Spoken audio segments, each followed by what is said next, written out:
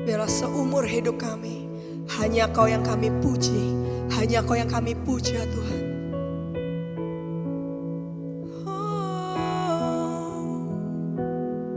Haleluya.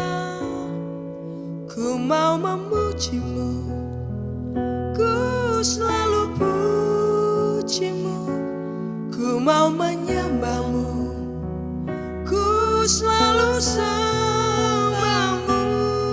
Kau yang layak terima semua pujian, kemuliaan hanya bagi Tuhan. Yesus, Kau sungguh baik. Yesus, Kau sungguh baik. Yesus, nama-Mu indah. Yesus, ku cinta Kau selalu, ku tinggikan, ku agungkan selamanya. Ku mau memuji-Mu, ku selalu puji-Mu, ku mau menyembah-Mu, ku selalu sembah-Mu. Kau yang layak terima semua pujian, kemuliaan hanya bagi Tuhan. Ku mau memuji-Mu, ku mau memuji-Mu, ku selalu puji-Mu, ku mau menyembah-Mu, ku selalu sembah-Mu. Kau yang layak terima semua pujian, kemuliaan hanya bagi Tuhan. Engkau yang layak terima segalanya, pujian kami, penyembahan kami. Kami memuji-Mu, kami menyembah-Mu. Sungguh Kau Allah yang baik Tuhan, sungguh Kau Allah yang indah. Sungguh ku mencintai-Mu melebihi segalanya Bapa, tiada yang seperti-Mu. Indah nama-Mu, indah nama-Mu. Ini pujian kami Tuhan. Ku mau memuji-Mu, ku selalu puji-Mu, ku mau menyembah-Mu, ku selalu sembah-Mu.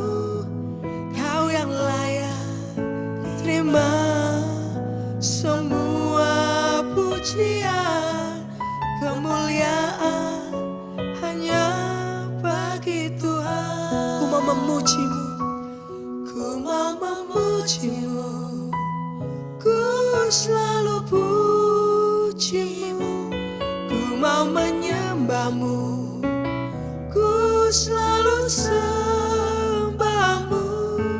Kau yang layak terima semua pujian, kemuliaan hanya bagi Tuhan. Katakan Kau yang layak, Kau yang layak terima semua pujian, kemuliaan hanya bagi Tuhan. Kau yang layak terima, Kau yang layak terima semua pujian, kemuliaan hanya bagi Tuhan.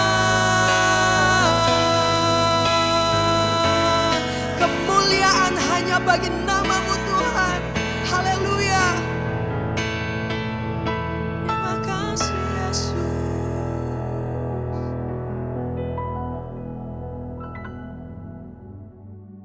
Shalom Bapak Ibu Saudara sekalian, kita kembali merenungkan firman Tuhan dengan Rise Up di pasal 1 Tawarikh, pasal yang ketiga.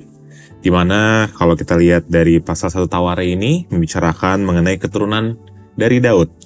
Mungkin kalau setiap kali kita membaca mengenai silsilah ataupun keturunan terkesan membosankan Bapak Ibu Saudara sekalian. Tapi saya percaya ada maksud dari Tuhan kenapa Tuhan juga menempatkan silsilah di dalam Alkitab ini. Nah, mari kita membahas bersama-sama dari 1 Taware 3, terlihat bagaimana diceritakan daftar nama-nama dari anak-anak Daud, dari beberapa istri, lalu dari para raja Yehuda, dari Salomo sampai Yosia, lalu keturunan setelah pembuangan ke Babel. Kalau kita lihat, baca nama-nama ini mungkin kita nggak akan ingat gitu ya nama-nama ini siapa dan sebagainya. Bahkan ada beberapa nama yang kalau kita baca juga Bapak Ibu Saudara sekalian, ini nama-nama yang hanya muncul sekali mungkin di 1 Taware ini dan nggak ada ceritanya, nggak ada kisah yang dramatis ataupun di kisah yang diceritakan lebih detail di kitab-kitab selanjutnya. Jadi dari sini kita bisa menarik satu hal Bapak Ibu Saudara sekalian. Kalau Tuhan sedang membuktikan janjinya kepada Daud yang gak pernah putus. Tuhan selalu setia, bahkan di saat kerajaan hancur, raja-raja dibuang, bait Allah dibakar habis, dan mungkin banyak kejadian yang kita baca gak bagus gitu ya Bapak Ibu Saudara sekalian. Tapi janji Tuhan tetaplah setia dan Tuhan tetap berkuasa. Sehingga dari garis keturunan ini pun kita bisa melihat bagaimana Allah menyatakan janjinya, Tuhan menyatakan janjinya bagi setiap umatnya. Dari sini Bapak Ibu Saudara sekalian, kita juga bisa melihat kalau silsilah ini nggak hanya sekedar menjadi catatan sejarah saja, tapi justru ini menjadi encouragement, menjadi suatu berita baik bagi setiap kita Bapak Ibu Saudara sekalian hari-hari ini. Kenapa? Karena mungkin ada dari kita yang merasa apa yang kita kerjakan saat ini tidak signifikan, tidak ada dampaknya. Mungkin kita merasa kita kecil, kita merasa kita nggak dilihat, kita merasa kita nggak berguna gitu ya Bapak Ibu Saudara sekalian. Tetapi percayalah di saat kita setia melakukan perintah Tuhan, kita setia melakukan apa yang Tuhan mau dalam kehidupan kita, kita setia menjalankan panggilan kita dalam Tuhan, Tuhan mencatat semua apa yang kita lakukan di dalam kitab kehidupan Bapak Ibu Saudara sekalian. Jadi bagi setiap kita yang mungkin merasa tidak dikenal, merasa kecil, jangan sampai kita juga mengecilkan Tuhan dari perasaan kita. Karena kita mungkin merasa kita seperti itu, kita juga jadi berpikir, oh Tuhan nggak kenal lah, oh Tuhan nggak melihat lah apa yang kita lakukan. Enggak, Tuhan selalu melihat apa yang kita kerjakan, dan Tuhan selalu mencatat apa yang kita kerjakan. Sehingga ini menjadi suatu motivasi bagi setiap kita untuk terus fokus kepada apa yang penting bagi Tuhan. Untuk terus melakukan bagian kita dengan benar pastinya, sehingga pada akhirnya nanti Tuhan bisa bilang kepada kita kalau kita adalah hamba yang baik dan setia. Sehingga pertanyaan yang perlu kita renungkan hari ini Bapak Ibu Saudara sekalian, pernahkah kita merasa hidup kita terlalu biasa untuk dipakai Allah? Karena mungkin gak ada jabatan, kita gak ada platform atau posisi, kita gak ada pengaruh yang cukup besar, dan apa yang kita rasakan itu akan berdampak ke actionnya kita, akan berdampak ke aksinya apa yang kita akan lakukan. Biasanya orang-orang yang merasa kecil, dia juga jadi akan minder, dia sering menghindari kepercayaan-kepercayaan tertentu yang mau diberikan, tanggung jawab tertentu yang mau diberikan, sehingga kita perlu punya respon hati yang benar di saat kita sedang merasa kecil. Kita perlu tahu kita punya Tuhan yang besar. Karena fokus dari kehidupan kita bukan kepada apa yang kita lakukan, tapi kepada siapa yang kita layani. Bukan kepada apa yang telah kita perbuat, tapi apa yang telah Tuhan perbuat dalam kehidupan kita. Jadi mari kita sama-sama fokus kehidupan kita, apa yang kita lakukan hari-hari ini, itu semua hanya untuk kemuliaan Tuhan. Mari kita berdoa. Tuhan, terima kasih untuk firman-Mu hari ini Tuhan. Kami sungguh bersyukur, suatu reminder bagi setiap kami. Di saat kami membaca firman-Mu Tuhan, kami tahu banyak hal yang mungkin kami nggak mengerti. Tapi satu hal yang kami percaya, Tuhan punya maksud tertentu bagi setiap kami, dan Tuhan juga punya rencana bagi setiap kami. Dan kami juga percaya Tuhan nggak akan pernah melupakan kami. Dan Tuhan selalu mengenal kami pribadi lepas pribadi. Sehingga kerinduan kami Tuhan untuk selalu mengejar apa yang penting bagi Tuhan. Selalu mengejar apa yang bisa menyenangkan Tuhan.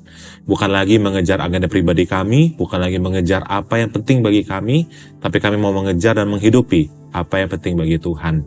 Roh Kudus pimpin setiap kami untuk melakukan segala hal yang memuliakan Tuhan, segala hal yang menyenangkan Tuhan. Terima kasih Tuhan, inilah kami siap dipakai Tuhan untuk kemuliaan Mu di dalam kehidupan kami. Terima kasih Tuhan, di dalam nama Tuhan Yesus Kristus kami telah berdoa dan mengucap syukur. Haleluya. Amin. 1 Tawarikh 3. Keturunan Daud. Inilah anak-anak Daud yang lahir bagi dia di Hebron. Anak sulung ialah Amnon, dari Ahinoam, perempuan Yizreel. Anak yang kedua ialah Daniel, dari Abigail, perempuan Karmel. Anak yang ketiga ialah Absalom, anak Maaha, yakni anak perempuan Talmai, Raja Gesur. Anak yang keempat ialah Adonia, anak Hagit. Anak yang kelima ialah Sefaca, dari Abital. Anak yang keenam ialah Hitream, dari Egla, istrinya itu.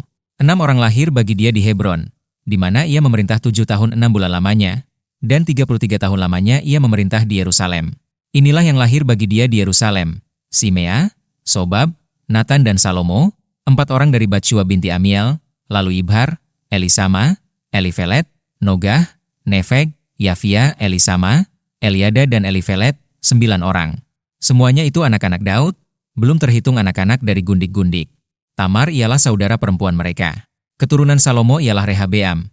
Anak orang ini ialah Abia, anak orang ini ialah Asa, anak orang ini ialah Yosafat, anak orang ini ialah Yoram, anak orang ini ialah Ahazia, anak orang ini ialah Yoas, anak orang ini ialah Hamazia, anak orang ini ialah Azaria, anak orang ini ialah Yotam, anak orang ini ialah Ahaz, anak orang ini ialah Hizkia, anak orang ini ialah Manasye, anak orang ini ialah Amon, anak orang ini ialah Yosia.